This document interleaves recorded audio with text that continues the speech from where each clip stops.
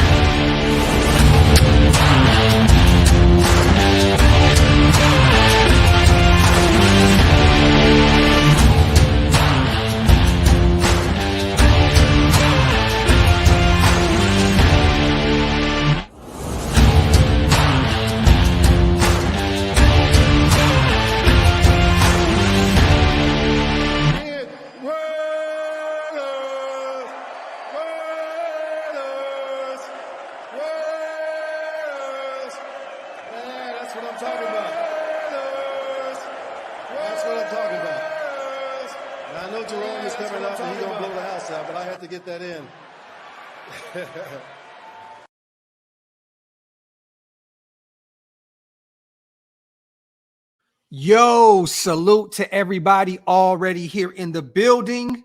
Welcome to the latest installment of Coffee and Convo. I am your host, Graphk Raider Man. Salute to everybody already here in the comments section. Ruthless, Squad Champ, Joseph, Mad Mike, Triple X, LT, Tony Delgado, Punchy, Dominique. Salute to you guys, and I appreciate you guys. You could be anywhere in the world, but you are here, right here at this very moment, right here with me. Salute to you guys, man. I appreciate you. Make sure you guys wipe them feet on the way in, meaning hit that thumbs up. Also, hit that subscribe button. It is Victory Monday, you guys. Look, I don't know how some of you guys celebrate. I know some people are out there kind of pissed about how we performed yesterday, but I'm going to be real with you. I don't care how you slice it, right? A W is a W. So we're not going to talk too negative about anything today. This is a celebration. This is Victory Monday. I don't care if we won by 1 point, a half a point. Look, at the end of the day, we pulled it off. We're going to talk about this defense. We're going to talk about the offense. We're going to talk about the Jimmy Garoppolo updates. Justin Fields update, a huge development in that game going into Sunday against the Chicago Bears. There's just a lot to talk about. A few disgruntled Raider players that were former Bill Belichick players that feel some type of way about how their former head coach treated them yesterday. We're going to talk about that also. And we're going to talk about superstar wide receiver Davante Adams and him being mad, sad, frustrated, walking out of the locker room without speaking to anyone.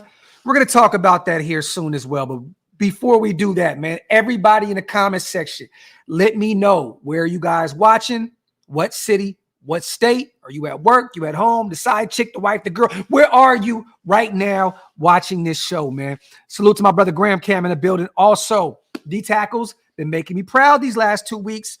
Graham, you are on to something. Yesterday, John Jenkins all over the place. Adam Butler with the sack. Bilal Nichols with the half a sack on that safety. A lot of people gave all the praise to Mad Maxx because he beat both of those linemen, got around. No, I'm sorry. Tight end and an O lineman got around him to get that safety. But let's not act as though Bilal Nichols wasn't in on that as well. That was a half a sack to both of them, you guys. We have to give Bilal Nichols his flowers also for his part in that safety to wrap that game up. Salute to the defensive tackles yesterday. Tillery was still nowhere to be found, Graham. But yes, you're right, brother. Adam Butler, John Jenkins, Bilal Nichols starting to show a little life from the interior of that defensive line. I salute the Graphk. That was definitely one of the units that we were going to talk about today.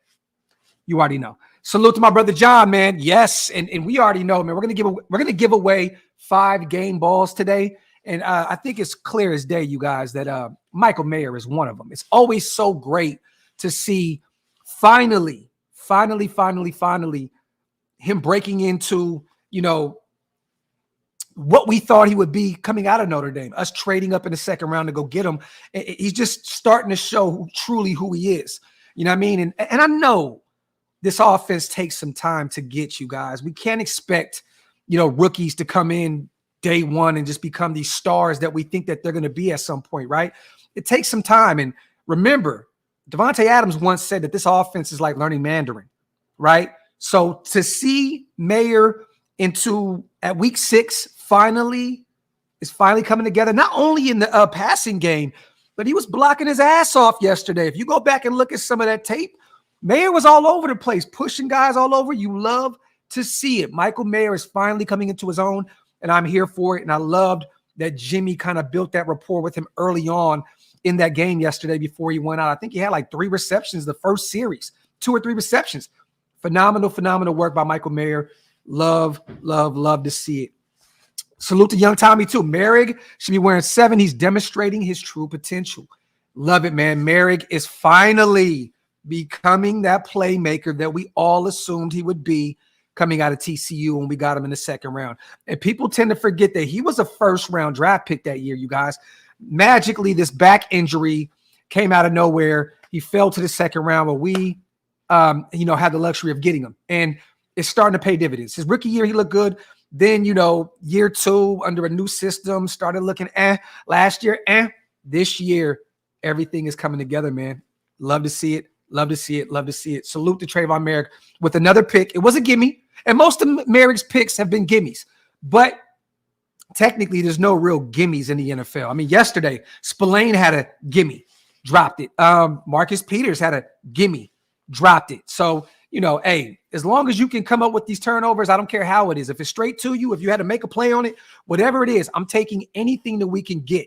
And great play on Merrick yesterday, man, to get that pick and continue these turnovers, man. This is 2 weeks in a row, that Merrick has got a pick. I love to see it, man. Keep these coming, Trayvon Merrick.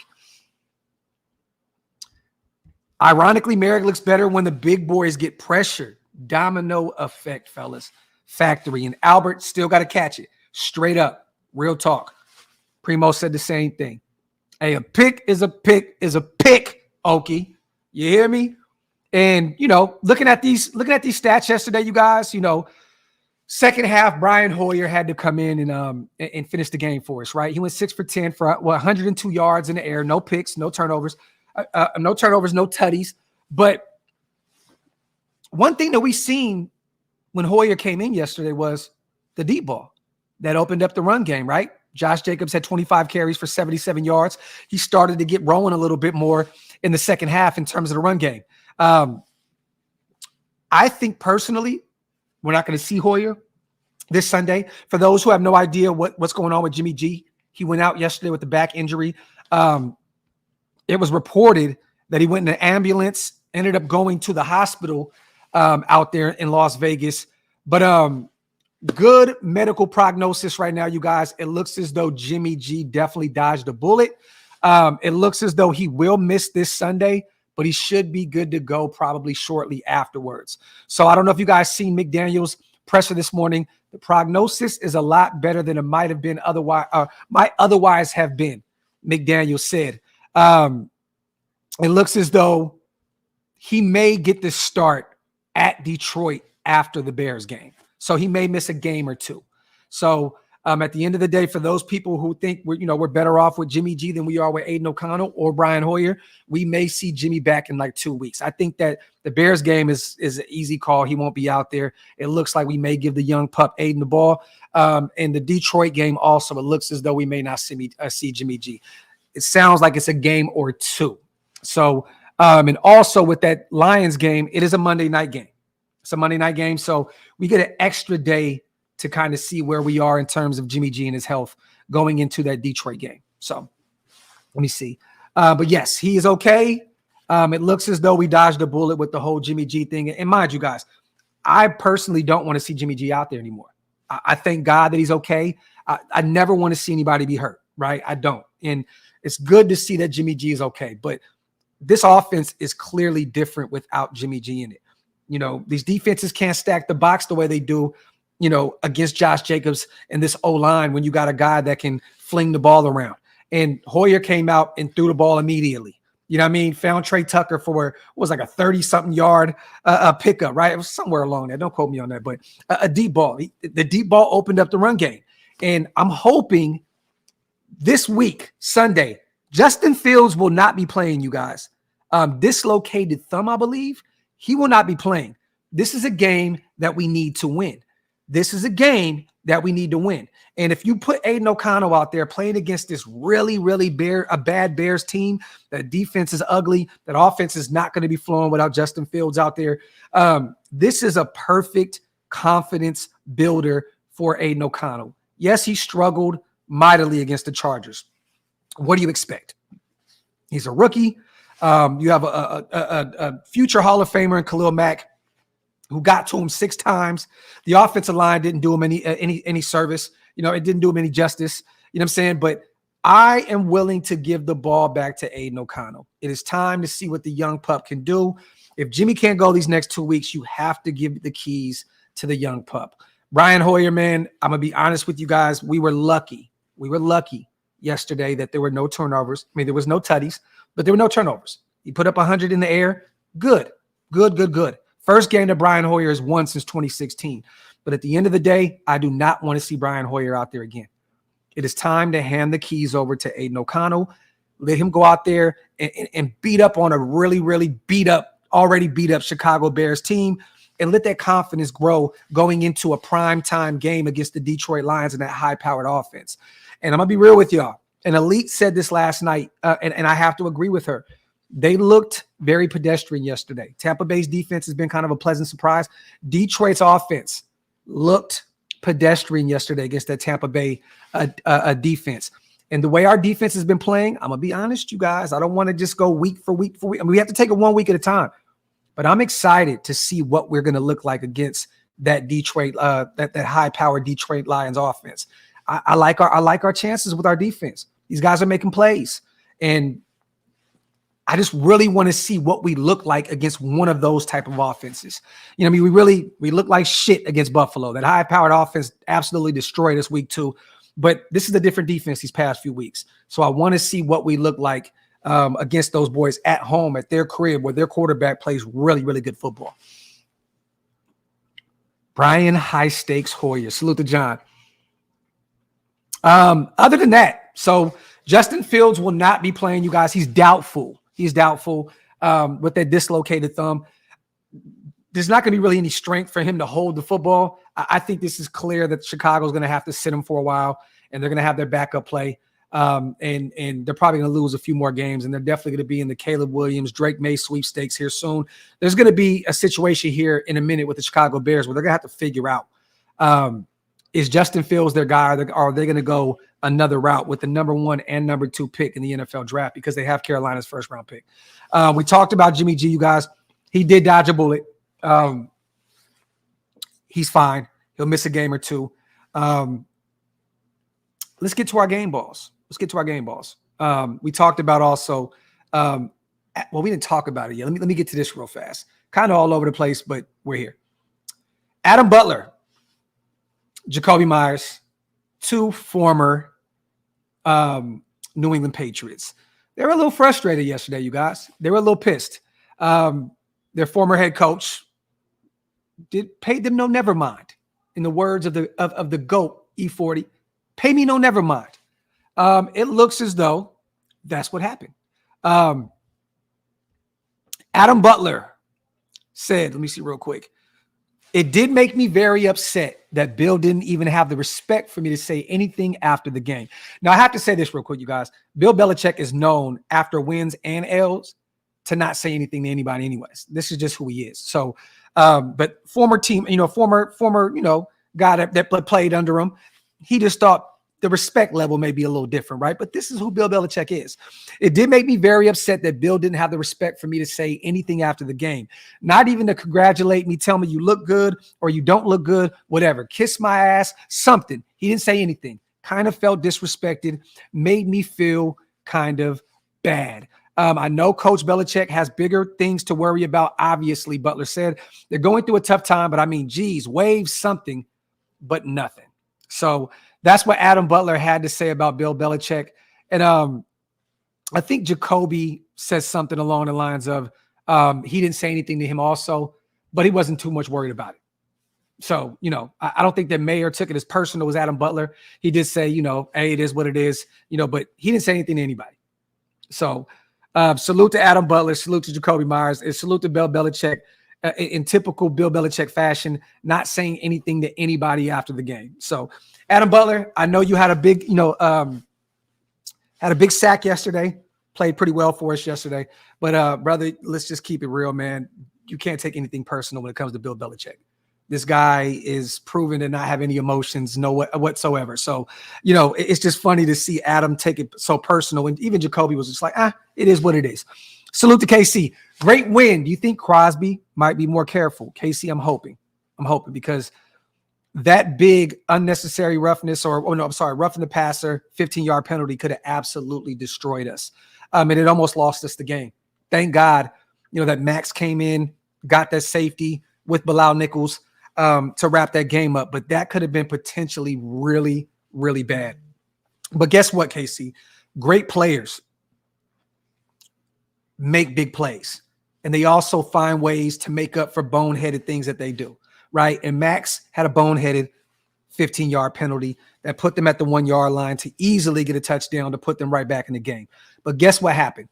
Maxx, being the typical superstar that he is, he made a superstar play to get us out of the to get us over the hump. So at the end of the day, I was very upset with Maxx yesterday. I'm like, you got to be kidding me, man. This can't be happening right now. But he went out there, he made the big play to win us the game with Bilal Nichols.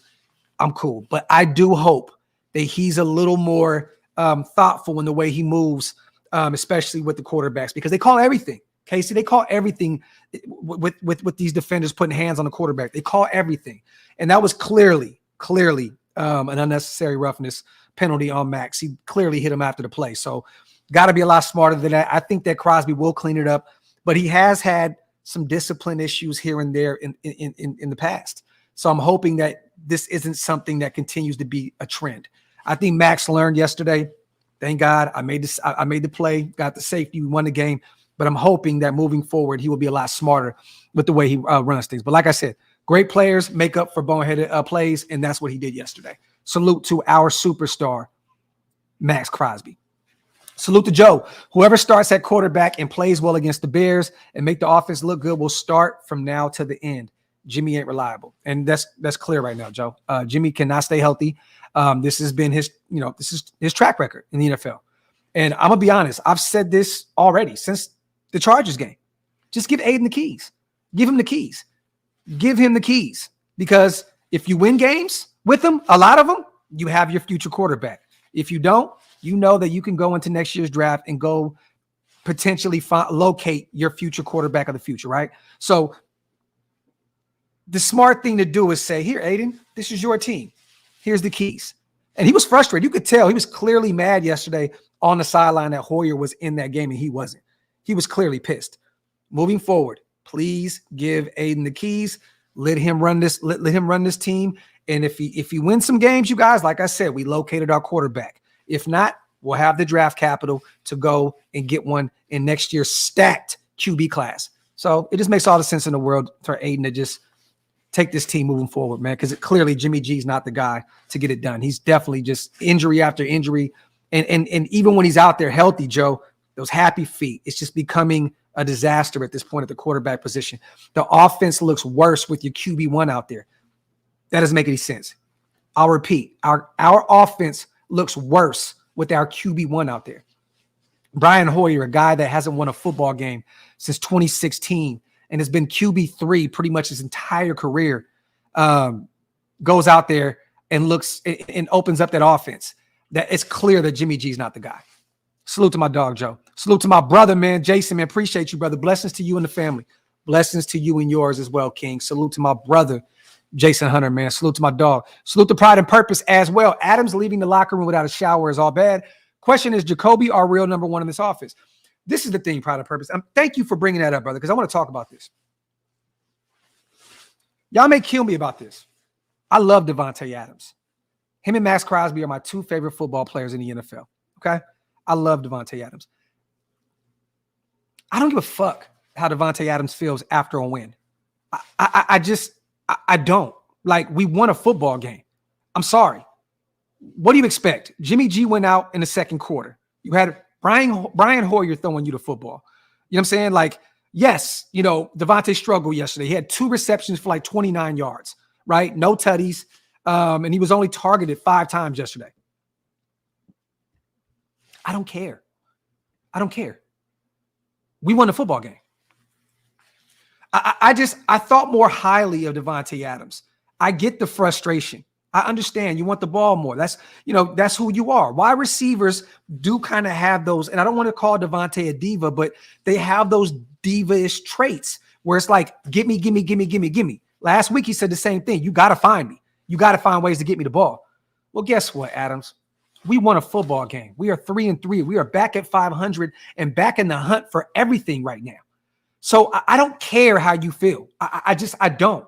Go out there, talk to Hoyer, talk to Aiden this week and say, yo, let's find a way to get me more involved moving forward. But leaving and not showering, if that's true, and not saying anything, why? Like that looks weak to me. And that's no shade to Davante Adams. I love Davante Adams. I don't give a shit how you feel. We won a football game. And if it's getting Michael Mayer more involved, or getting Jacoby and having him be that guy right now that's helping the wheels turn at the wide receiver position, if that's getting Trey Tucker more involved, I don't care. I don't give a shit. I don't care if Austin Hooper goes out there and gets 300 yards next week. As long as we win, I don't care. So for Davante to be walking out pissed off after a W and finally putting up north of 20 points, come on, man. You got to stop with that shit. You are a superstar. You are a leader in that locker room. That, if true, and I didn't see it, so I don't know. I know Hondo spoke about it and stuff like that. That kind of that says a little bit about your character, Tay. You got to go and show these guys. You got to go in that locker room and celebrate with them. Big W. We won this game. Big W. Shout out to you, Tucker, for having a big game. Shout out to you, Mayer, for getting it done. Shout out to you, Jacoby. That's a leader. So if that's true, if Davante walked out frustrated, I don't like that at all, man. And he needs to do better, clearly, because that's not cool, especially coming from one of your true leaders in that locker room. Salute to Maxx. Not worried about a handshake, worried about a quarterback. Salute to my dog, Maxx, man. Appreciate you on a $2 donation. Yeah, man, right now it's we definitely got to figure out this quarterback situation moving forward, man. Salute to my fam, Dirty Styles. Brother, I appreciate you for becoming a member of the channel. If you guys want to become a member, hit the link. It's pinned up top. It's one of the best ways to support the channel. Salute to you, Styles. I appreciate you, King. Salute to my dog. Eric, I see you, sis. Yeah, I don't understand that, you guys. I truly do not understand that. You're supposed to be the superstar wide receiver. You want to win football games, man. We won. We got 2 wins back to back. There's no reason to leave frustrated at all. I'm sorry. Our defense is looking good. Our offense is still sus as hell and lacks chemistry. Lumpy, I agree, but the potential is there and just got to bring it together. Salute to my dog, Lumpy, and we have another game where we can figure it out, another so-called easy game. There's no easy games in the NFL. There's no gimmies. But without Justin Fields, Chicago is a terrible football team. Even with them, they're terrible, but they're worse without him. So this is another week where we can try and figure out how to get the offense going against a bad team. And I'm hoping that we figure that out. Salute to my dog, Lumpy.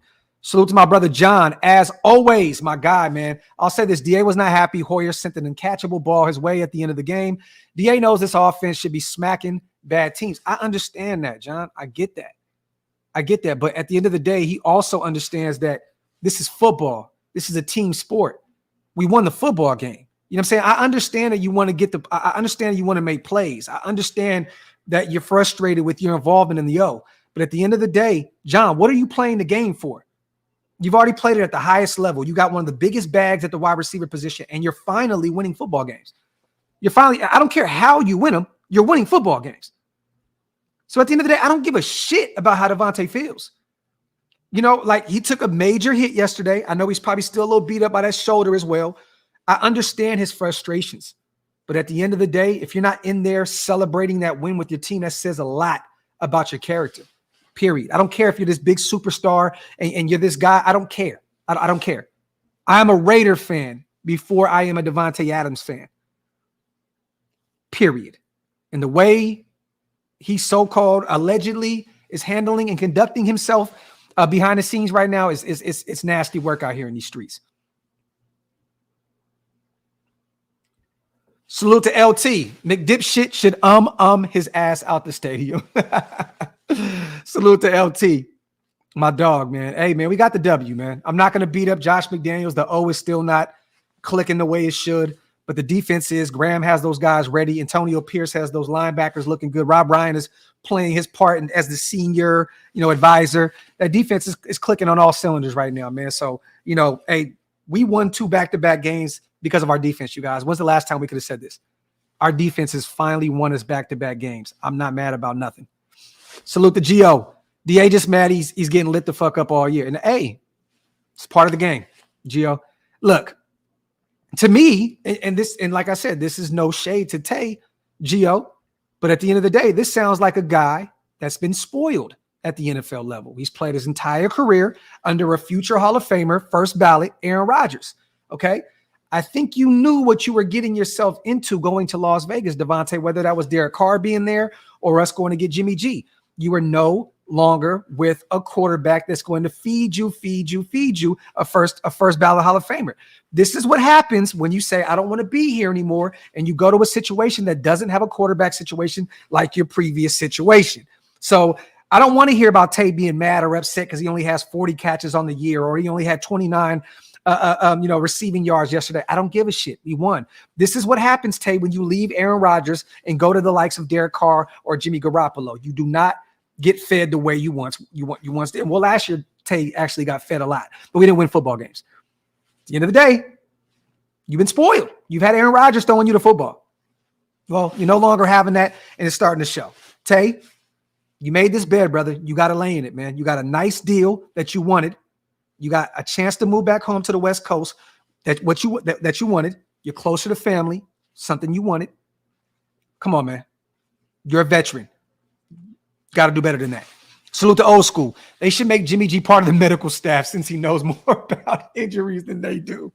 Salute to my dog, Old School. I appreciate you, brother. You stupid, dog. Salute to my brother Larry on the $10 donation. If Fields is out a couple of weeks and the Bears are on the Caleb train, Raiders should trade for him and have him ready to go as we come out playing these trash teams. Well, they're not going to make a trade for Justin Fields just yet. Chicago's still going to figure out what they're doing. Somebody will depart with a lot of draft capital to get Justin Fields in the offseason. It's probably around draft time. They're not going to move on from Justin Fields right now. They'll wait that out because another bad team will come calling that needs a quarterback that isn't in the Caleb Williams or Drake May sweepstakes. So, Larry, it's too early for them to move on from Justin Fields. They're going to figure out where they are with him in the offseason, go into draft season, knowing that they can potentially pick up another first or two for the likes of Justin Fields. Salute to Larry, my dog. Salute to Cardo. Yeah, and you know what? I wanted to say this. Thank you for saying that. Graphk Hammer was heated when Andy kept. Yes, I understand that. And let me say this. Moving forward, we're all going to be on the same live stream moving forward, you guys. I want to apologize to everybody here in the chat. Andy was really early. Stu was on a different live stream. Hammer was. I was. Moving forward, any of our watch parties, we're either on the same live stream or I'm not doing it. Okay? Simple and plain. So I got you. I got you. My apologies to Hammer. My apologies to everybody else that watched last night. We're definitely going to be on the same stream. And if we're not, just not going to have people. If anything, I may just have Andy pop in before the game at halftime to give his assessment of what he's seen, and then after the game. But moving forward, those watch parties, we will be on the same accord. Salute to Cardo, man. Salute to Ben. Adams will be all right. Winning cures everything. And I hope you're right, Ben, because right now we won 2 games in a row, and we may win our 3rd in a row. And we may be over 500 for the first time since week 1. So I'm excited about us potentially being 4-3 and going into that Detroit game on Monday night on the road in prime time with all the momentum in the world. Salute to Ben, my dog. Let me see. Big Mo, what's good with you, King? Hey, and I agree with you, Chad. If you've been in the NFL for 9 years and you don't know what it is, there you have it, my brother. Salute. Wipe them feet, y'all. Hit them thumbs up. If you guys are not subscribed to the channel yet, make sure you hit that subscribe button. Graham says, I think he's frustrated that our quarterbacks are scared to throw him the ball, even though he's bracketed and not being able to recognize the one-on-one coverage. Plus, the ball placement is not there. I agree. But Graham, that doesn't take away from us still winning football games. You know what I mean? Salute to Intel, my brother. My brother, just here for that content. Salute to my brother, man. Intel, my dog. Good to see my brother in the building, man. Salute to Mutation, my boy, in the $10 donation. NFL offenses are having some issues in the red zone so far in 2023. A lot of them, not only us. Offenses are currently scoring touchdowns on 53.3% of their red zone opportunities, the lowest rate through 6 weeks since 2011. Salute to Mutation with a haymaker. Talk that shit. 53.3% of the red zone opportunities, the lowest rate through 6 weeks. And I'll tell you right now, a lot of that is coming from two teams, us and the New Orleans Saints. Salute to Mutation. So the Raiders are still partly responsible for a lot of it. Salute to my guy, man. And salute to my brother Black Sales, my boy. That's what's good, bro. I feel the same about Tay. Can't be pouting in a win. Hey, Trey needs more playing time. Every time he touches it, it's a big play. Factory, my brother. Factory outlet. Facts. Salute to my dog Black Sales, man. We got to get Trey Tucker more involved. He's every time he touches the football, it's endless possibilities. Salute to Trey Tucker, man. That's another reason why Hunter Renfrow is so expendable at this point. And why I don't think he'll be a Raider he'll probably be in the next 2 weeks. Hunter Renfrow will probably be out of here if another team is willing to pick up their contract. Trey Tucker's a dog, you guys. He's a dog. Let me see. And Lawrence, I love Andy, bro. Andy could do no wrong, ever. That's my brother. He always has access to the channel. It's just difficult doing watch parties when all of us are on a different timetable. It did kind of suck yesterday that he's seen the safety before everybody else, and nobody else got a chance to really be excited about it. I don't care. Like me personally, I'm not like anybody else. He screams safety, I'm screaming W. I don't really give a shit if I watched it first or not. I don't care. You know what I'm saying? So, but I understand why Hammer was frustrated. You know what I mean? I totally get it. And Hammer loves Andy too. That's his brother, man. Diego Escobar, I appreciate you, brother. Salute to Max. I like how Davante told Jimmy G week 1, every win is pretty. There you go. And what did Josh McDaniels say in the locker room? Don't apologize for winning the ball game. Never apologize for winning a football game. Period. Now all of a sudden he's pouting. Trust me, bro. We're frustrated too. It's slow but sure. Salute to Max. Look, 2 W's in a row. 2 W's in a row, Max. I don't want to hear any crying. I don't want to hear shit. Adams can't be upset. No QB can place the football in places like Rodgers. And there you have it. Even his boy deals with it. Don't like the diva behavior. Just saying, I agree with you, Maul. My brother Maul. With another haymaker. I agree with you, bro. I don't want to hear that shit. I don't. Timmy, I appreciate that, bro. With you growing as a show, time to put the producer hat on now, Graphk. Your ceiling is limitless. I appreciate you, brother. That means a lot to me. And we're actually working on something behind the scenes, Timmy, with producers and all that other stuff. So stay tuned. The quality is going to go up. You know, the watch parties are just fun, you guys. We don't take those serious. We just want to kick it with you guys, have some drinks, smoke, watch the game, and just have some fun. You know what I mean? Like that's what this is about. Watch parties. These kind of shows, I get to break down more of the game and you know what I mean, and tell you what I've seen and so on and so forth. This is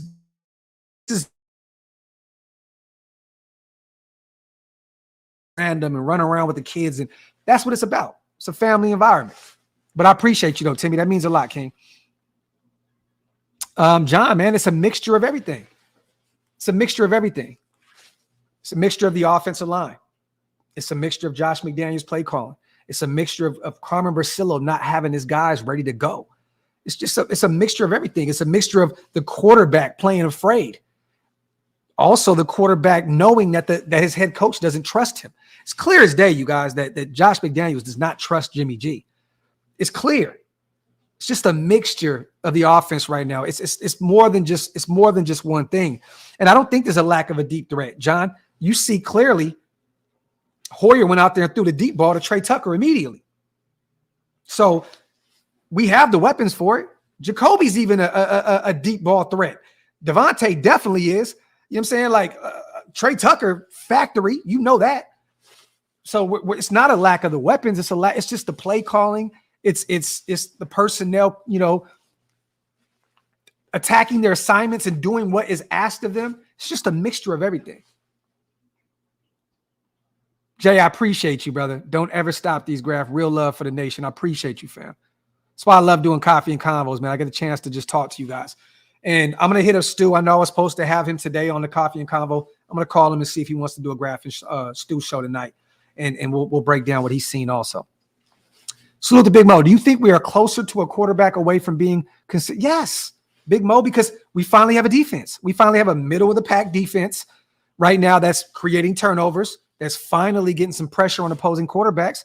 The weapons are there on the offensive side of the ball. One of the most highly paid offenses in the NFL, Jacoby, a very, very high wide receiver 2, a wide receiver 1 on some football teams in the NFL. Davante, the greatest wide receiver in the game. Michael Mayer, Austin Hooper, finally starting to get going. Trey Tucker, a crazy weapon. I think we are a quarterback away. And I think that's another reason why I think Tay is frustrated. Truly. I think he's like, I see what we have. It's just the quarterback position. But it's like, you've been spoiled your entire NFL career. It is not easy to locate a quarterback. And as Raider fans, we know that. We can date back to forever. When we got DC and he finally showed up in 2016, we were like, wow, we're not used to seeing this. We're not used to seeing this. You know what I'm saying? Like, it's very hard to locate the quarterback. But Big Mo, we can say that about a lot of teams. A lot of teams are a quarterback away. And saying you're a quarterback away is pretty much saying we're very, very far off, because it's not easy to locate a quarterback. You kind of get what I'm saying? Like you could say a lot of teams, we're a quarterback away from being great. Well, 9 times out of 10, you're not going to have an Alex Smith and then a Patrick Mahomes falls into your lap and he ends up being this generational talent. It's very difficult. Saying you're a quarterback away realistically is saying we have a very, very long way to go, because it's not easy to find a quarterback. 2 wins equals wins. Where are these rumors about Adams from? Casey, I don't know. Apparently, people in the chat, and I seen it on Twitter, saying that Hondo said that Davante left the locker room allegedly without saying anything to anybody. I didn't see it myself, and maybe I'll go double back and check out Hondo's show, but I didn't see any of it. I'm just going off of what I've seen on Twitter and what I've seen in the comment section. Salute the pace. JJ said the offense needs to catch up to the defense playing well. Facts. When was the last time we heard that shit? Laugh out loud. Pace has been forever, brother. Forever. And it's actually exciting, man. And I want to say real quick too, salute to Josh Jacobs. One thing I like about Jacobs is he's going to find a way, even when he's struggling to run the ball, to get a way to get active in the game. Yeah, he ran for like 70 yards. Go back and watch some of the tape. He blocked fairly well yesterday, but I just love the way he stands up for his teammates. If you go back and watch the presser last night, was it yesterday? I think it was right after the game. He said the way the fans booed Brian Hoyer when he went onto the field was crazy. And then he shut him up. I think that's what the word he used, right? Was shut him up. Salute to Josh Jacobs for talking that shit. Like talking that shit. Because I was over here in my mind booing Brian Hoyer off the field. But I love that Josh stands up for his guy and even goes against the fan base. That's what you want from your leaders. A guy that's going to be like, man, shut y'all ass up. You seen what he did? He went in there and got this offense going. Shout out to Josh Jacobs for standing up for Brian Hoyer, his teammate, and telling us as a fan base to shut that shit up. I love it. Shout out to UA. You can only call a player a dog if he's been paid. If he's been paid, seen too many players' car, be dogs and get paid, then they're not a dog anymore. Man, UA, that happens year in and year out, brother. You ain't never lied. There's a few guys on this roster right now that we've called dogs that's got a nice chunk of change, right? Hunter Renfrow got a nice deal. No longer, he played like 20% of the snaps yesterday. Darren Waller got a deal from us. Ended up being hurt. Didn't really play for us last season. We used to call him a dog. I mean, it happens year in and year out. Josh Jacobs got $12 million in the offseason, and he hasn't ran the ball effectively this season. And there's a lot of moving parts because of it. But I'm just being honest. You're right, UA. Salute to my dog. Let me see. Salute to everybody here in the building. Okay, Honda reported it. So there it goes. Okay, Q said the same thing as Hondo with Tay leaving the way he did. Okay, shout out to Federal, my dog. Oh, R. Gonzalez, he definitely shut up Shieldmore too. Hey, to go out there and put up 102 2 yards in the air, I'm here for it. And that's not a lot, but hey, went out there and helped us win this game. Wipe them feet, y'all. If you're not subscribed to the channel yet, also make sure you hit that subscribe button. Salute to Mike, man. McDaniels is treating Jimmy like he did Carr, play calling wise. I mean, well, you know, Mike, it's his offense. And Jimmy is who Jimmy is. And it was clear DC wasn't going to run this offense the way JMDC's fit. You know what I mean? Shout out to Raider John, my dog in the building. But, you know, I just think at this point now, McDaniels knows what Jimmy is. You know, and that's why I'm saying I think it's time to just put Aiden O'Connell out there. Just give him the keys. Give him the keys. Give him the keys. It is Aiden time. Let's do some game balls, you guys. We'll do 5 of them, okay? Doesn't matter what side of the football. We're just going to give 5 game balls right now. And we'll give a few losers as well. We'll give a few losers also. Yesterday, a veteran came into the game that hasn't won a game since 2016. Guy that's been a career QB3. I'm giving Brian Hoyer a game ball, you guys. I know it wasn't sexy. I know it wasn't what you wanted to see out of your starting quarterback. But this is a guy that came in and went against all odds, against the fan base. You know, a lot of people questioning, you know, why he's out there and why Aiden O'Connell is not playing. I'm giving Brian Hoyer a game ball. Yes, I am. I don't care about, you know, I don't care about being 6 for 10 and 102 yards. I'm giving him QBR of 94.0. I'm giving Brian Hoyer a game ball. So there you have it. And y'all can scream at me all you want. It is what it is. Once again, I'm going to give Patrick Graham the game ball. He had the defense ready to go. New England shouldn't have had 17 points. Some of the players, you know, Maxx Crosby, 15-yard penalty, put them on the 1-yard line for them to get themselves right back into the game. I think personally, we would have left New England at where they averaged pretty much this season in points. They averaged 10.6 points per game. We would have had them around that if we didn't get in our own way yesterday. But Graham had these guys ready to go. You know, Max, 7 total tackles, 4 solo, a half a sack. He had a pass defense as well and a QB hit. You already know what time it is with him. Spillane and Divine Diablo, once again, 7 tackles apiece. Tyler Hall, 6 total tackles, 5 solo. He was all over the place. Amik Robertson with a sack after he gave up a big play. Boom or bust. We know what Amik does, right? But he went out there and got a sack. Bilal Nichols, a half a sack. I mean, look, John Jenkins, a sack. Adam Butler, a sack. We had about 3.5 sacks yesterday, right? I think somewhere around there. 3. Let me see. 1, 2, 3, 4 sacks. We had 4 sacks yesterday. 4 sacks, 60 total tackles from the defense, and we got a turnover. I'm going to take it. So I want to give Crosby and Merrick a game ball, but I'm just going to give Patrick Graham a game ball. Okay? I'm going to give Patrick Graham the game ball. And you know, Max made up for that boneheaded penalty. We talked about that. Went out there and got that safety with Bilal Nichols to wrap that game up. I'm just going to give the defense as a whole, you know, well, not as a whole, because there's a few losers on that side of the football as well that I have to talk about here shortly. But we'll give Graham 1. Okay? So we got Brian Hoyer, Graham. You know, I'm gonna give Maxx Crosby 1. I'm gonna give Maxx Crosby 1. There you go. And I'm gonna give the interior of that defensive line. Bilal Nichols, half a sack. Adam Butler, John Jenkins. The defensive tackles got it done. They got it done. I'm giving the defensive tackles for the first time a game ball. And I want to go. Damn, man. Damn. Graham, Hoyer, Max,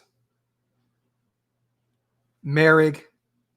Got to give Merrick 1 too. Got to give Merrick 1 with another pick. And he's looking really, really good out there. I'm going to give one to Michael Mayer. Michael Mayer.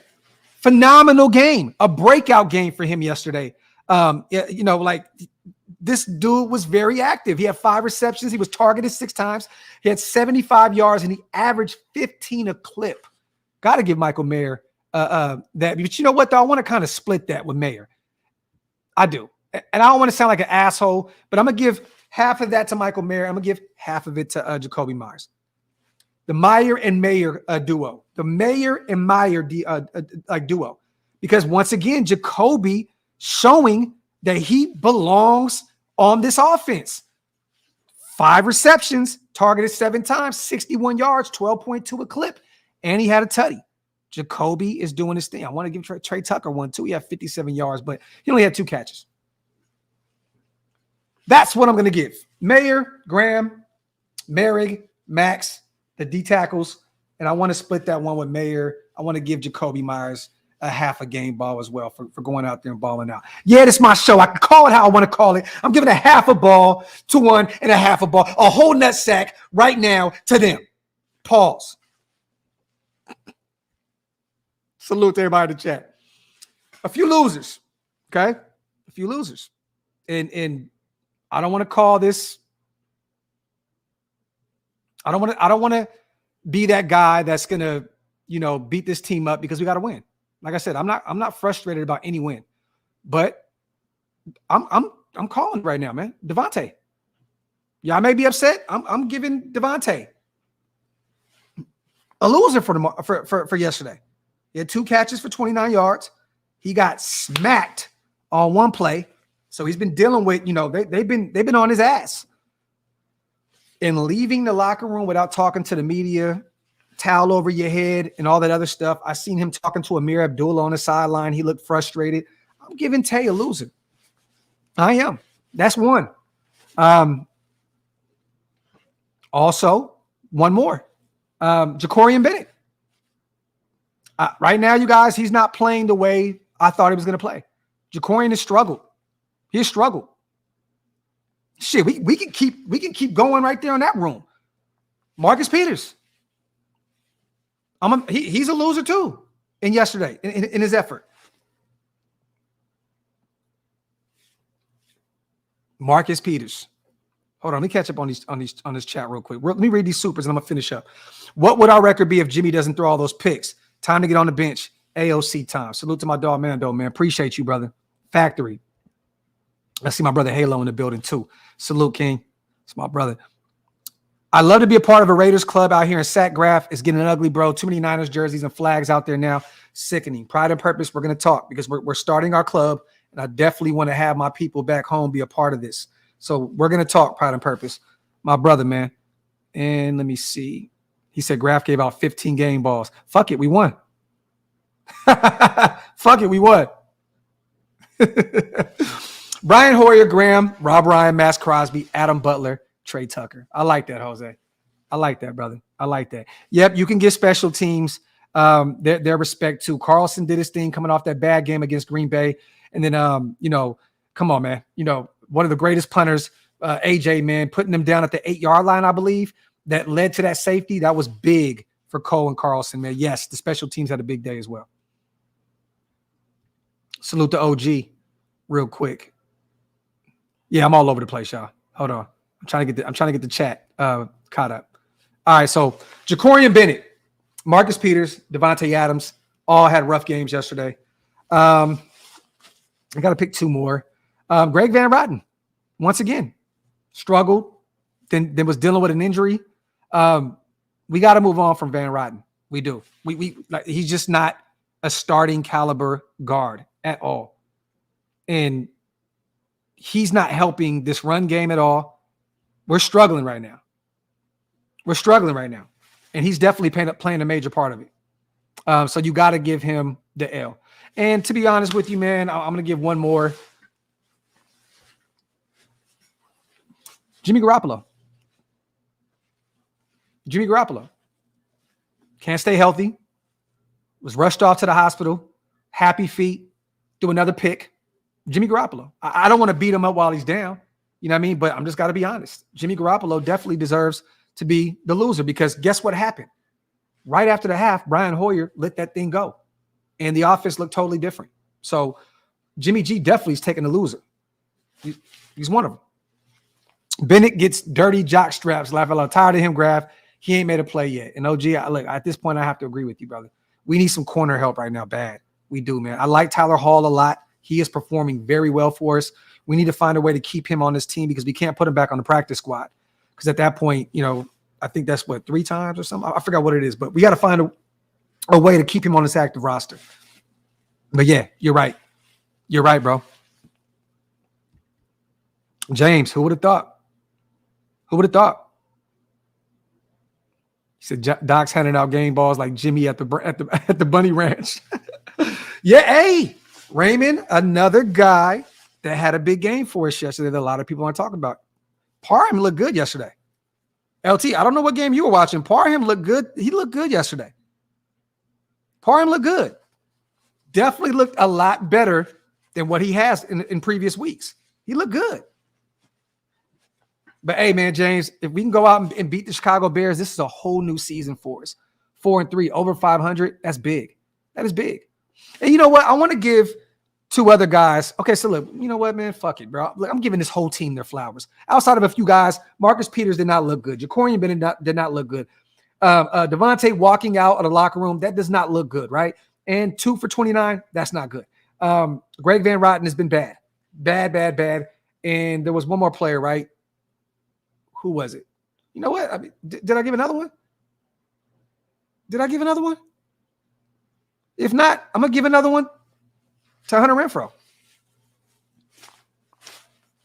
Just once again, another lost cause this week. Oh, Jimmy Garoppolo. There you go, Rob. There you go. But you could throw Hunter in there if you want because once again, he's still not – they're not getting him rolling. I seen him out there recover that punt to end the game. like you know what I mean? I just it's shocking to me. I would have thought that the Raiders would try and raise his you know what I mean? Like just raise his trade value. Go out there and get the ball to Hunter a little bit so you can raise his trade value. Who the hell wants to trade? Like we would be lucky to get a 6th-round pick right now for Hunter Renfrow. And I'm not even being extra, you guys. Yeah, he had one, Pro Bowl year. We would be lucky to get maybe a 5th or 6th-round pick for Hunter Renfrow right now because we're not utilizing him. I thought they would have went out there and built his value up a little bit with the trade deadline right around the corner. But also, man, I want to say this, and I told Wasted this on the phone earlier. Salute to our coaching staff for not giving up on Tyree Wilson. Okay. I know he's not this all-pro edge rusher yet, you guys, right? I know that, and I'm not going to try and act like he is. But I want to say, man, for these guys to continue to trust him and allow him to develop on the field, and he's getting better week in and week out. He almost got to the quarterback, I think, once or twice yesterday. That little mixture of him and Malcolm Kuntz on the other side, I like it a lot. I want to give this coaching staff their kudos for not giving up on Tyree Wilson just yet. I know that there's rumors about us looking for defensive end help or some defensive line help, but I have to say this, man. They've kept Tyree on the field. They found a way to keep him going. I just love that they have not given up on him yet. I love it, man. Shout out to the coaching staff for allowing your 1st rounder to stay on that field, whether he struggled week 1 through 3, you know what I mean? And he's gradually getting better. Shout out to them for not giving up on the kid. I love it. Salute to UA. Jenkins is our only true run stuff in DT. Tillery, Butler, and Nichols are all pass rushers and are too small to hold up against the run. UA, you ain't never lied, bro. You ain't never lied. Never lied. This is facts. Let me see real quick.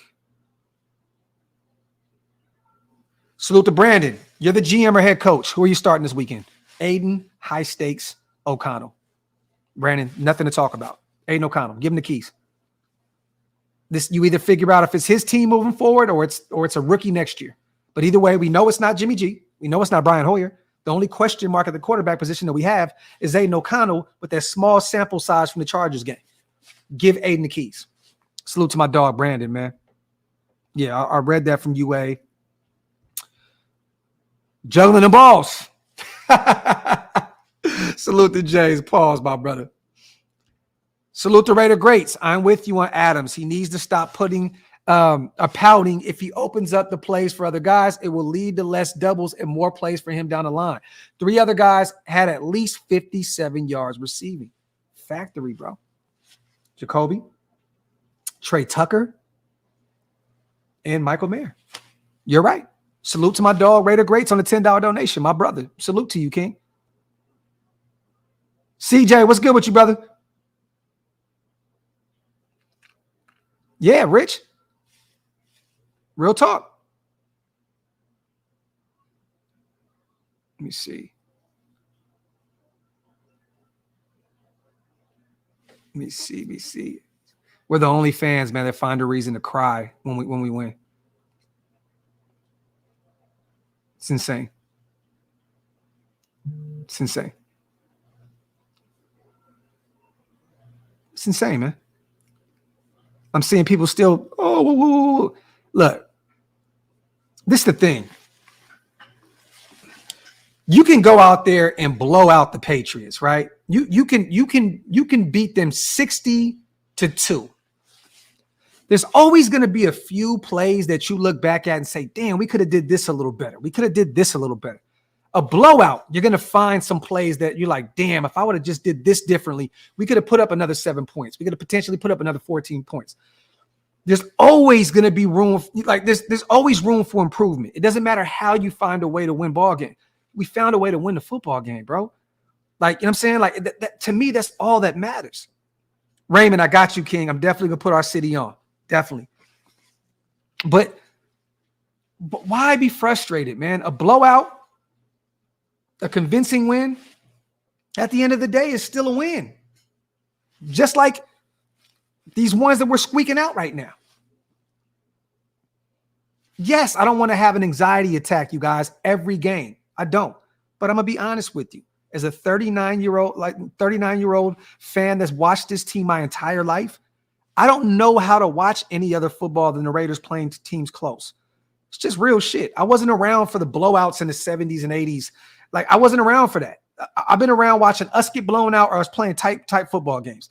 People don't realize and talk about this that much. Like, even in 2016 when we went 12-4, like, DC had to put this team on his back a lot to win some of those games. Tampa Bay, overtime, Baltimore game. You know what I mean? Like, there was a lot of games that we needed our QB to put this team on his back. Like, I'll take a win how I'll take a win. I don't care, man. I just honestly don't care. As long as we win football games, that's all that matters to me. Yeah, LT, like, facts, bro. Facts. Facts plus tags. And I got to say this, Steve, they definitely played Darren Waller last night, man.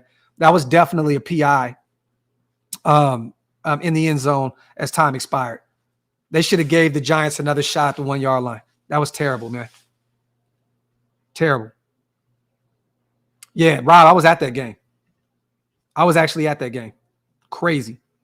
My heart was beating through my chest.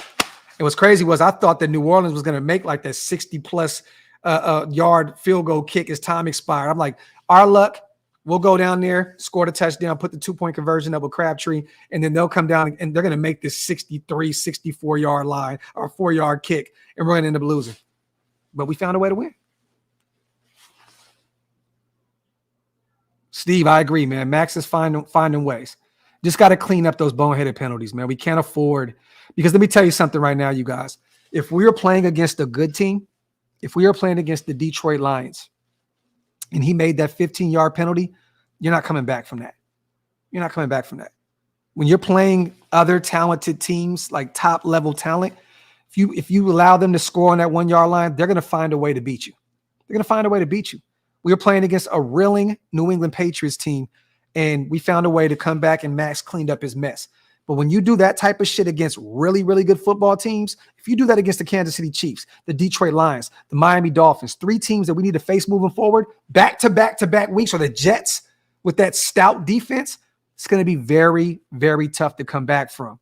So I'm going to be honest. You have to clean up those type of mistakes, because good teams, and there's a lot of them left on the menu for us this season, you guys, they're not going to allow you to come back from that. They're not going to allow you to beat them with a safety to end the game. The Detroit Lions aren't going to allow that. The Kansas City Chiefs are not going to allow that. The Miami Dolphins are not going to allow that. It's just not going to happen. Salute to my dog, John, man. I love this team. I love wins, and I hate losses like everybody else. I don't care how or what, under what circumstance. Don't get it twisted. We must improve. And John, every team needs to improve. Every team. And mind you, I'm not putting us in the same, tier as the 49ers or the Philadelphia Eagles. They both finally lost their first game yesterday. And guess what happened? They were humbled. They need to improve. The Niners offense was exposed playing against the number one defense in Cleveland yesterday. They need to improve. The Philadelphia Eagles offense turned the ball over 3-4 times against that stout Jets defense. They need to improve. Okay. The Bengals, who are a perennial Super Bowl team at this point, they're the same. They have the same record as us. They're trying to find their way. They must improve. Most teams need to find a way to improve. Yo, I'm live right now, bro. What's up? All right, I got you. Hold on real quick, y'all.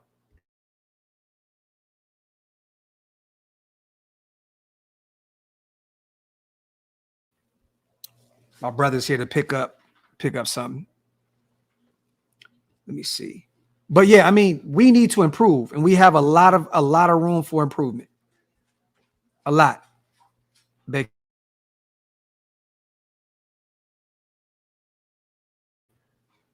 I just can't get up because I'm doing the show. Let me see. He said dude's calling for medications. All right, brother. Let me see. Salute to everybody here in the building. Kind of lost my thought. Let me see. The league shows us who the best coordinators are. Let me see. There was one comment I seen. Yeah, and we talked about that, Okie, earlier. We talked about that. All offenses in the league are only scoring 53% of the time right now. Defenses are rising up. Defenses are getting better, but also, you guys, at the end of the day, also, it's still like the season. The first quarter of the season just wrapped up a few weeks ago. It just wrapped up. You know what I'm saying? So teams are still figuring it out. They're still figuring it out. And that 53% is not going to be there all year long. Offenses are going to find a way to get better and find a way to adjust and score in the red zone. Right now, there's a lot of offenses that are struggling. Okie, look at the Cincinnati Bengals. They have a star quarterback in Joe Burrow that just got paid a massive amount of money, and he struggled the first few weeks of the season. All right? Struggled. Now he's starting to bounce back. The hamstring injury isn't as bad as it was. He's starting to get better, right? A lot of these other offenses, they're finally finding their way. It's just going to take some time. We're going into week 7 right now. We're not even halfway through the season yet. Offenses are going to start clicking again, Okie. But right now, the defenses are cooking. It is what it is. But that percentage is definitely going to go up. Offenses are definitely going to get better in the red zone. Yeah, Maz, facts.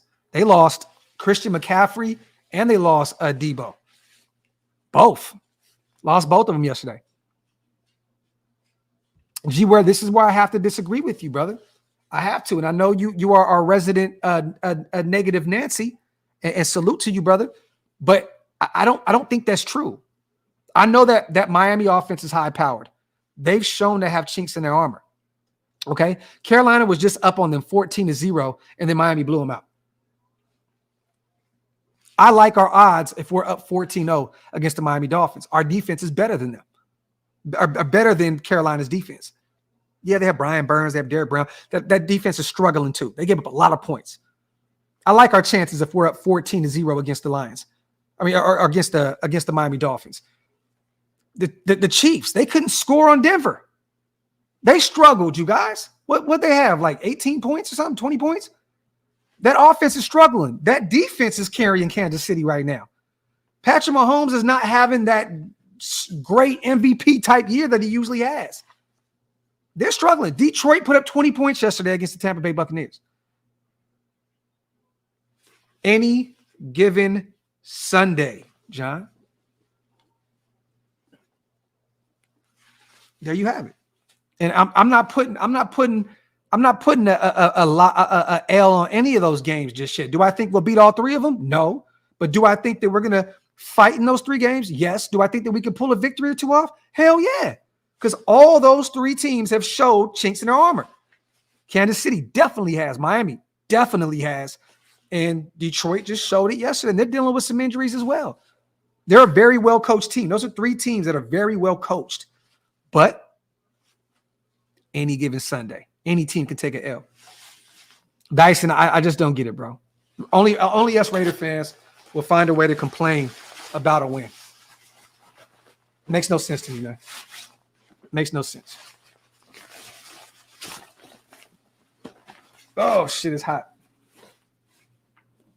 Salute to my people in the building, man. Wipe them feet, y'all. Hit them thumbs up. If you're not subscribed to the channel yet, make sure you hit that subscribe button. Tartan, I agree. Liked glimpses of Mayer, but Adams needs that strong arm and a QB to cook properly. O-line is a big weakness to score. I think the O-line is you know what's funny, man? These past few weeks, and maybe I'm tripping. Y'all let me know. The offensive line struggles early on in games, and then they get better. They get better in the second half. And maybe that's because the defensive lines are a little more tired, winded, whooped. But it seems as though the O-line starts getting a lot better in the third quarter. That O-line needs to start off games with Josh Jacobs running rampantly. Like, we need to get the run game going immediately. You need to establish the run in the first quarter.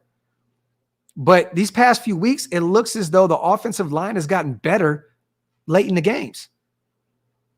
You know what I'm saying? And they just got to start off with their hair on fire. I don't want to see, oh, yeah, okay, now we're finally starting to run the football with Josh Jacobs effectively in the fourth quarter. I don't want to see that. I want to see Josh Jacobs running crazy in the first quarter, literally just destroying opposing defenses on our first series. That's what I want to see. Let me see. Yes, Dan, Mumford has played well. Yep, he has. We've kind of had him lined up as a tight end in those jumbo packages, had him play some tackle. I like Mumford a lot. I like where he is in his development. Mumford is a dog. Like Mumford. He's definitely added an extra element to that O-line. Sean, I agree. And what's funny is that comment right on top of you, hot take, put Meredith in over Van Rotten. I'm not against that. There's a reason why they kept Meredith on the active roster. Cool. At this point, anything's better than Van Rotten. Manny, no, I found this on eBay, brother. I found it on eBay.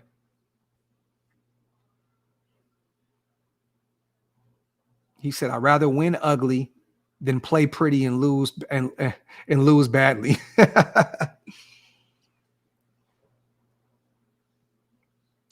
LT, I mean, at this point, what do you do at center if you bench him? You know, when he plays against these stout nose tackles, he gets absolutely dominated. You know what I'm saying? Like, when he plays against those big body defensive tackles, and I'm nervous because we got a few teams coming up, you know, on our schedule, man, that I'm very nervous about Andre James. Very. But at this point, it's too late in the game to move some things around, because if you bench Andre James, you're basically saying, okay, which he played okay yesterday. LT, I'm not going to beat up Andre James. I think he had a pretty good game yesterday. But at that point, you're saying, well, we're going to move Parham. We're going to move Parham to center, and then we're going to have to fiddle with both of our guard spots, right? I mean, because if you sit James, who are you starting in his place? You have to move Parham, and then the offensive line is a clusterfuck, because now you got to figure out two different guard spots, or at least the left guard spot. Then what? It's just too much. That's something you figure out in the offseason. If you want Parham to be a center, he needs to be getting reps at the center position in camp. I don't want to move him right now. And there you have it. That's the best way to say that, Dyson. James is a serviceable player, but an upgrade could be in play this offseason. And I think that it will be. Oh, yeah, Oakland fan. Chris Jones will definitely smoke Andre James. And that's what's worrisome. But I don't think that the Patriots, they didn't have one sack yesterday. We protected our quarterbacks pretty well. We still didn't get the run game going. We had 84 yards on the ground, 77 from Josh, 4 from Tucker, 4 from Garoppolo, 2 from Zamir, -3 from Brian Hoyer. Still can't get the run game going, 84 yards, but we gave up no sacks. Hoyer stayed clean. Jimmy G was clean. Jimmy G ended up going out on a play where he wasn't even sacked. Most of the time when you see these quarterbacks go down with back injuries, they got absolutely destroyed. On the play. Like, I don't even really truly even know what the hell happened to Jimmy G. Maybe I got to go back and look. I don't even know what the hell. I feel like he was pushed or something in his back. Can y'all put me up on game? I don't remember really what. I feel like he just got pushed. And then next thing you know, his back was just absolute. Did he get fried? He got hit. That's it. Yeah, that's what I'm saying. But like it just, to me, it felt like it didn't feel like he just got absolutely cooked. He got hit right after the pass. Okay, so he got pushed. That's what aggravated it. Yeah, I'm like, what? Like, I didn't see it either because like they panned this way and then panned back the other way, and Jimmy was running downfield, like clutching his back. He said it was the autumn wind kicking his ass. Salute to Leon. Jimmy needs the back of me. Salute to JT. We have 2 very athletic tight ends who can catch, and you see how that can exploit defenses. I think Davante will go off against the Bears, and hopefully so. I want Davante to cook. I just don't care if he doesn't get a reception and we win. Like, is that a problem, JT? I want to know, bro. Like, if we win and Davante has 2 catches for 29 yards, is that a problem? It ain't for me. The wide receiver position is a very ego-driven and prideful position. I'll tell you that right now. And Jacoby's been a great signing. So consistent. This is facts. 6'8". Factory outlet, my brother. Hey, Isaac, I agree with you, brother. Let's go. Irish and Raiders. Great weekend of football for us, King. Salute to you, my brother. Salute to John also. I can speak on this. Y'all ever had that pain in your back that takes your breath away? It's like a pulled muscle between the ribs and the back. I know exactly what you're talking about. Look, bro, I'm going to be real with you. If somebody right now that has 3 herniated discs in my back and a bulging disc and severe lower arthritis in my back, I know all about back injuries. There's been times my wife has had to put my shoes on and dress me to go outside. So I know all about it. I just don't know. I just really, truly don't know what the hell happened to him yesterday. Leon, you're not going to have to worry about containing Fields. He's not playing. He will not be out there. He dislocated his thumb yesterday. He will not be playing. Will not be playing, brother.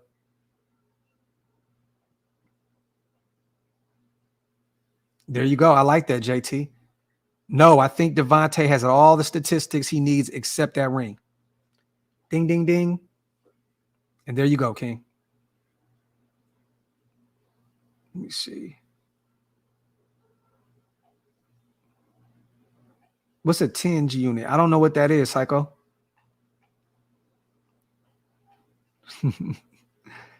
Salute to everybody here in the building. Wipe them feet, y'all. Hit them thumbs up. If you're not subscribed to the channel yet, hit that subscribe button. Let me see. Yeah, hey, R. Gonzalez, bro. I got a bad back. Oh, shocks your back? I'm going to have to look into that, King. Pause if necessary. Manny, man, I got to say this. Every week is a test, brother. Every week is a test. This young kid, I believe, was he undrafted? The quarterback that came in to take over for Justin Fields? Like, this guy is fighting for a career. He's fighting for a job. You know what I'm saying? I'm not saying that this guy is going to, look like Peyton Manning reincarnated. But at the end of the day, like, we just got to take this thing week by week. And no, the Lions will definitely be a real test. But knowing us and what we've done this season, playing down to our competition, we cannot look past the Chicago Bears.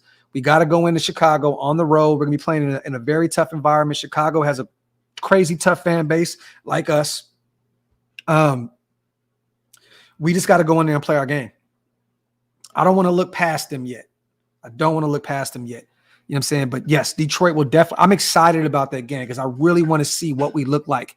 What our defense looks like in terms of playing against high-powered O's.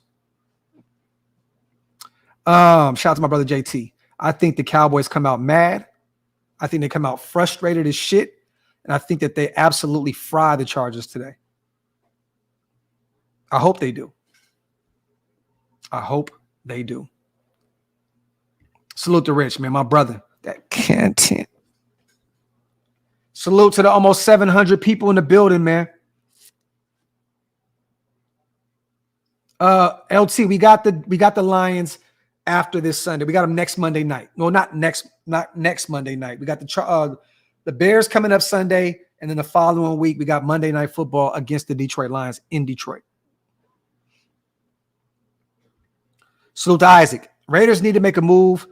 Trade for pass rush help or O-line help. Improve this team because the schedule gets harder on the second half. Think about this, Isaac. At one point, we're going to have to face the Jets, Dolphins, and Chiefs all back to back to back. You think it's good right now to potentially win 3 games in a row? You can potentially lose three games back to back to back. So, yes, we have to figure this out. But we got, 2 weeks left? Today's the 16th. The 31st is the trade deadline. So we're right around the corner, brother. We're right around the corner. Definitely need to look at some help on both sides of the trenches if possible. But I don't think you're going to really find any O-line help at the trade deadline.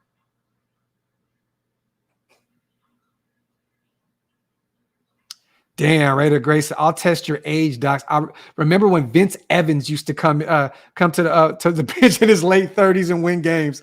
That is what Hoyer reminded me of yesterday. Salute to Raider Grace for a phenomenal super chat. That shit is hilarious. Vince High Stakes Evans. Yo, Raider Grace has been having some good comments, man. Appreciate you, John, my brother, man. Appreciate you, King. And that's what I said, Manny. I said, start Aiden O'Connell, give him the keys to the car, and go pick up Leonard Williams. The Giants are 1-5 now. They're 1-5. And I know some people look at Leonard, right? Oh, he only has a half a sack this season. Man, the Giants have struggled mightily, offensively and defensively. I don't want to hear that. You go out and get Leonard Williams, he'll look totally different on this defensive line. They're playing at a very higher level right now than the Giants defense. You put Leonard Williams next to Maxx Crosby and, that duo of Tyree and Malcolm Kuntz, he's going to look totally different. Totally different. So me personally, if you go trade for a Leonard Williams and you give the keys to Aiden, I think we can go on a run. I do. I think we can go on a run. Why not? No, Leonard Williams is 29 years old, Juju. 29. And he'll be a free agent next year. So we can. This is a perfect time to go get him because you have half a season to see what you have with him, and then you can give him a deal or not give him a deal, next offseason. But me personally, I'm going to go get Leonard Williams, and I'm going to give him a nice little extension because I know what he can do. He can get to the quarterback, and he can play the run. Yeah, and Manny, he wanted to be a Raider. He's from L.A., grew up a Raider fan. Raider Grace, I just don't know if the Giants want Hunter Renfrow. They have too many needs, man. A third for Williams? What do y'all think about that? I would do it. But Hunter, I don't think they need him. They have Hyatt, they have Waller, they have the young kid from Kentucky that they drafted a few years back, the speedster. He's a dog. When healthy, he's a monster. I just don't know if they need a Hunter Renfrow. You know what I mean? Maybe Carolina, maybe they give us a call and say, hey, we need some wide receiver help. There is a few teams out there that can use another receiver. But I don't think the Giants are going to be one of them. You know, Wan'Dale Robinson. That's what I was thinking about. They got Wan'Dale. They got some guys. They got some weapons. Leon, yeah, but they're not going to trade Burns for a receiver. We'd have to add a lot of draft capital to that.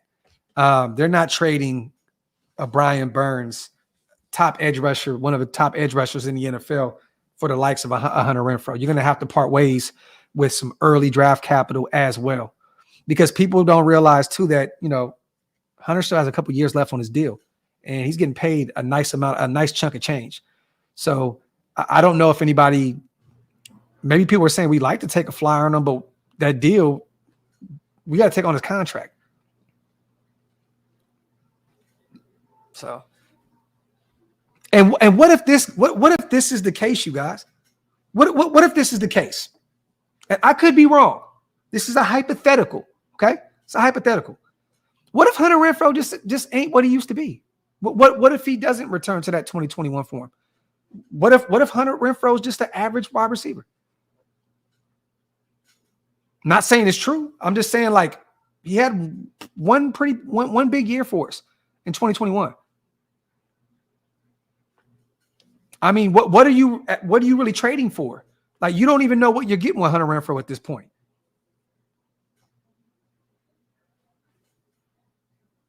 I'm just being honest. I'm not saying, you know, he fell completely off the grid, but I'm just saying maybe he's just not. Maybe we give this guy way more kudos than he deserves. Shout out to JT, man. I pretended to have a bad back for 12 years so girls would dress me and wipe my ass. Then I hooked on lawn darts and became a champ.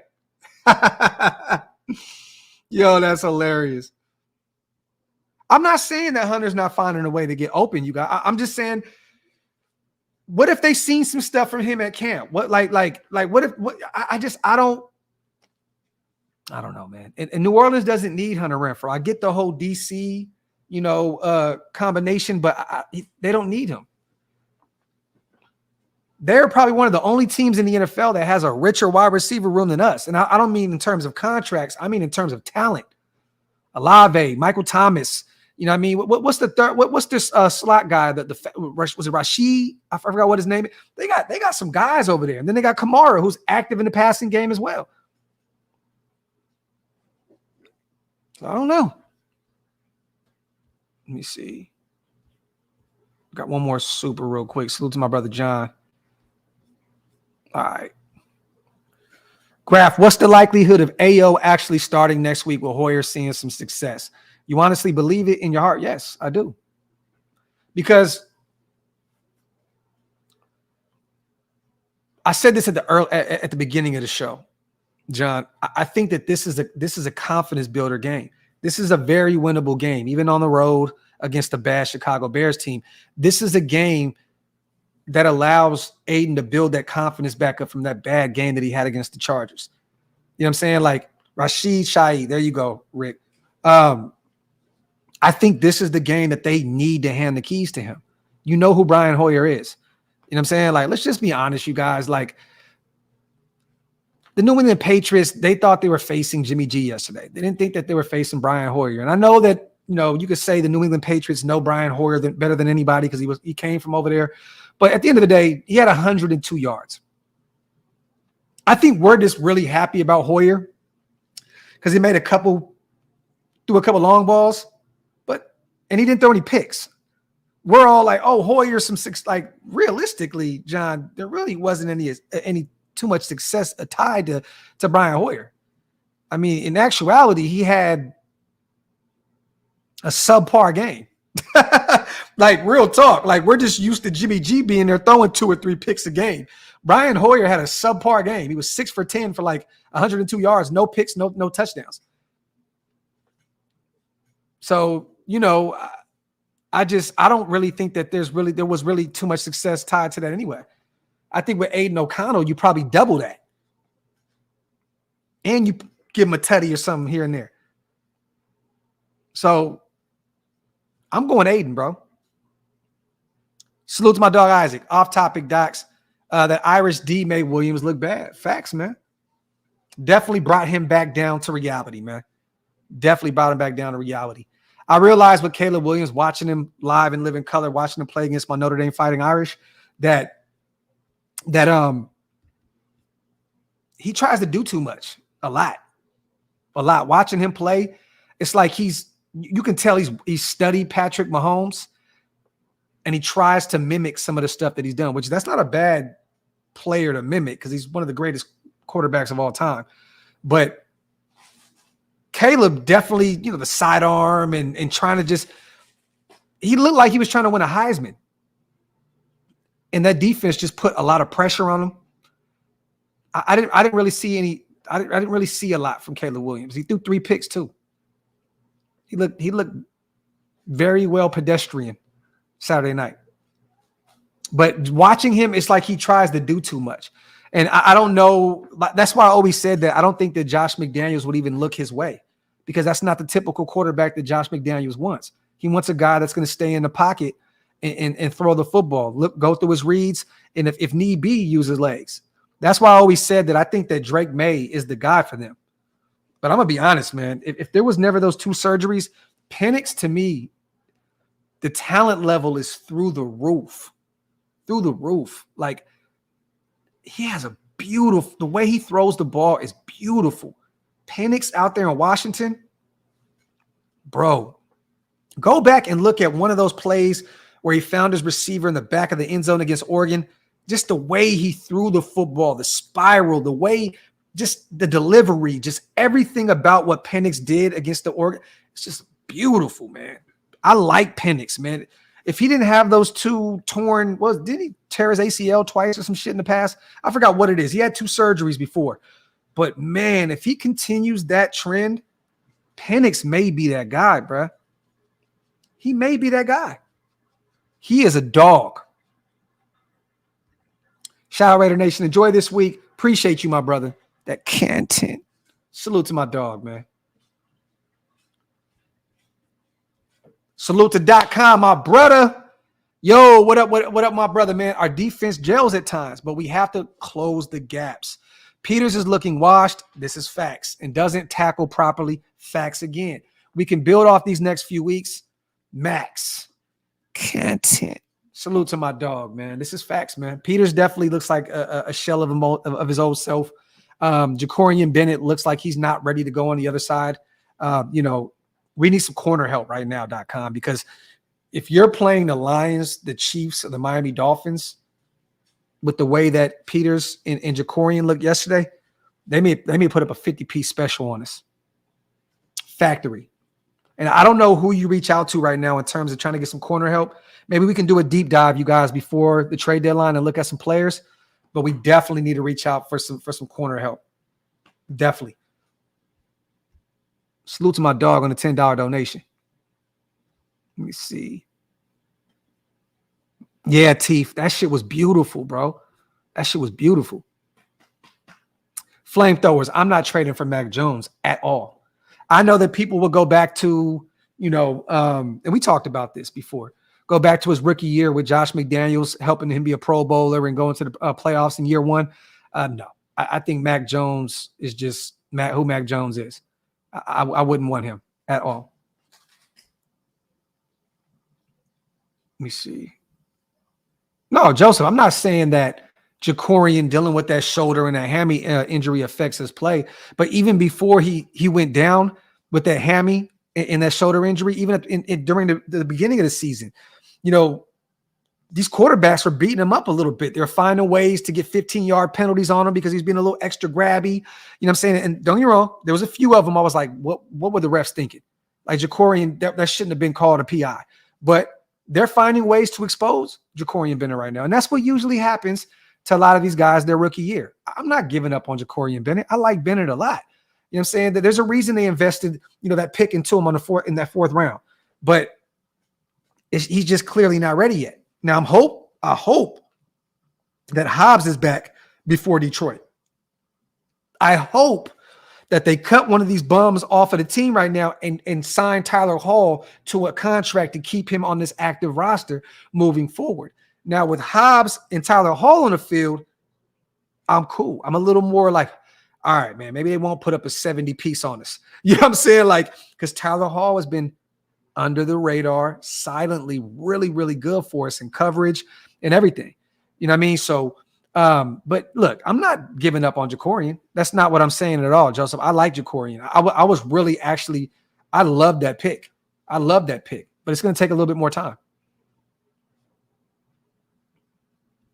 Let me see. And I agree with you. I just think that they keep Haran around because he's the backup left tackle. No, man, from what I'm hearing, Hall is good to go. He actually came in yesterday and finished that game, I believe. Rob, look, that's the thing that's kind of frightening, right? The guy was on the IR, supposed to miss the first 4 weeks, and then he just continuing to just be gone. I don't know. I don't know what they're doing with Brandon Faison. It would be good to see him. I think he would fit in this scheme of what we're trying to do. I think we are missing like that big body 6'2", 6'3" corner that can help us on the perimeter. I just don't know what the hell happened. I don't know what the hell happened. I know he was dealing with a leg injury, I believe, right, Rob? I just don't know what the hell's going on. Let me see. Salute to everybody here in the build. Doc, did you see my D-backs comment? I did not see that, CJ.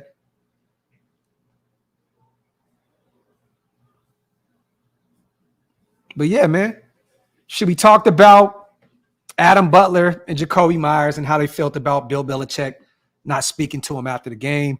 We talked about Justin Fields, you guys, being doubtful for this Sunday with a dislocated thumb. It looks as though we will not be facing Justin Fields. He is likely out this Sunday. And it looks as though we're going to be going against backup Tyson. Was it McGinn, I believe? We could potentially go out to Chicago and have a breakout game on the offensive side of the ball. I think it's time to get Aiden O'Connell the keys. We also talked about Jimmy G, health scare. He's okay. McDaniels today did say the prognosis is a lot better than it might otherwise have been. It looks as though he'll miss a game or two and that he may be back in time for the Detroit Lions game. I'm still saying give Aiden the keys.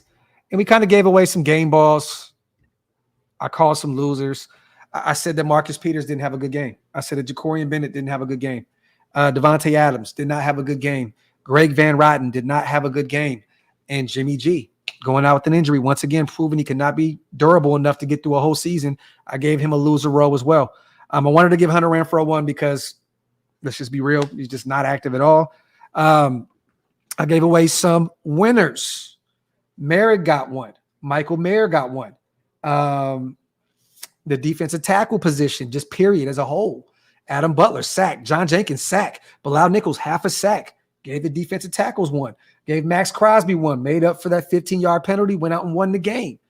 And then who was number 5? Patrick Graham. I gave Patrick Graham the actual game ball 2 weeks in a row because he's had that defense ready to go. I wanted to give Jacoby Myers. I gave him and Mayer like a half a ball apiece because I love the way Jacoby goes about his business.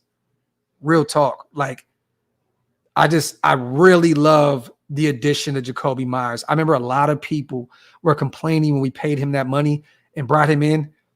Jacoby has been a breath of fresh air for us. He's been like that receiver that you can always go to, that dependable, like that Crabtree-esque, you know what I'm saying? The Nelson Aguilar type role where it's like you can depend on this guy. He has been a dog for us.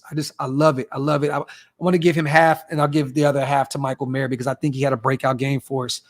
He looked really, really good out there.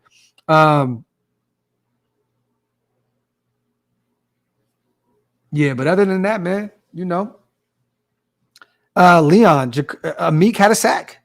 He gave up a big play. What happened?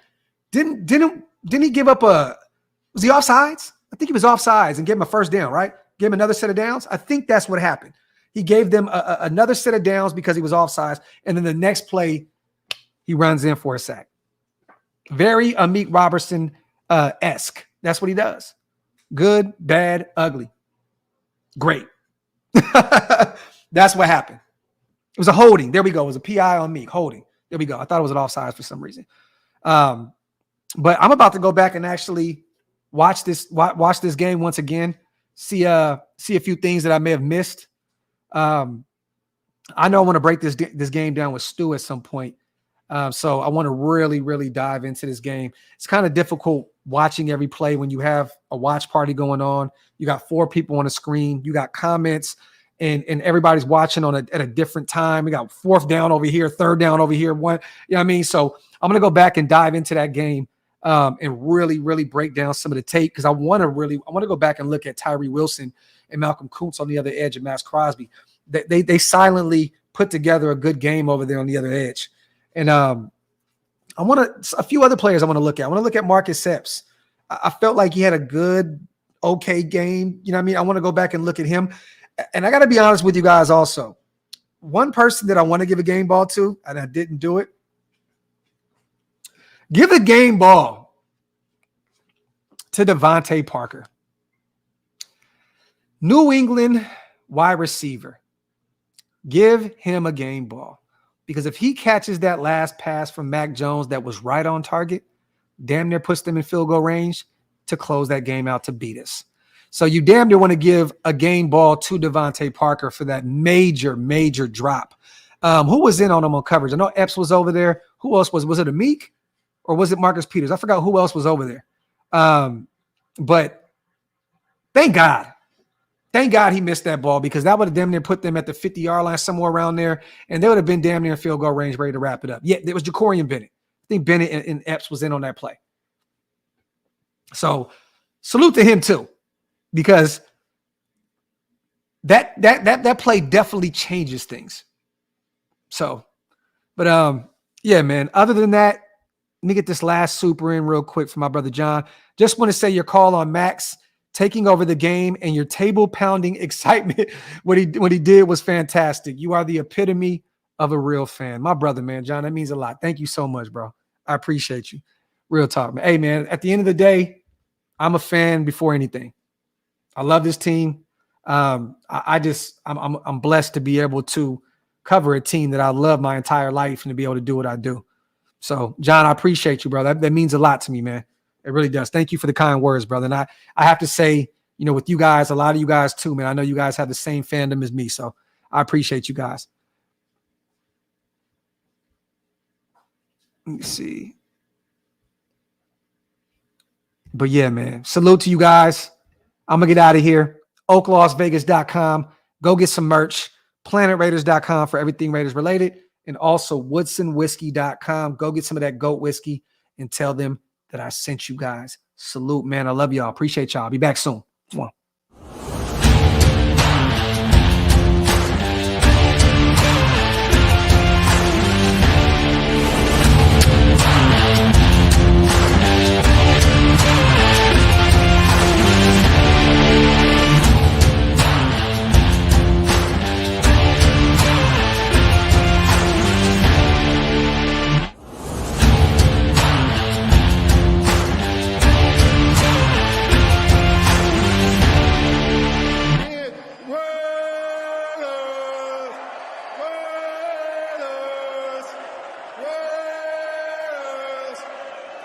That's what I'm talking about.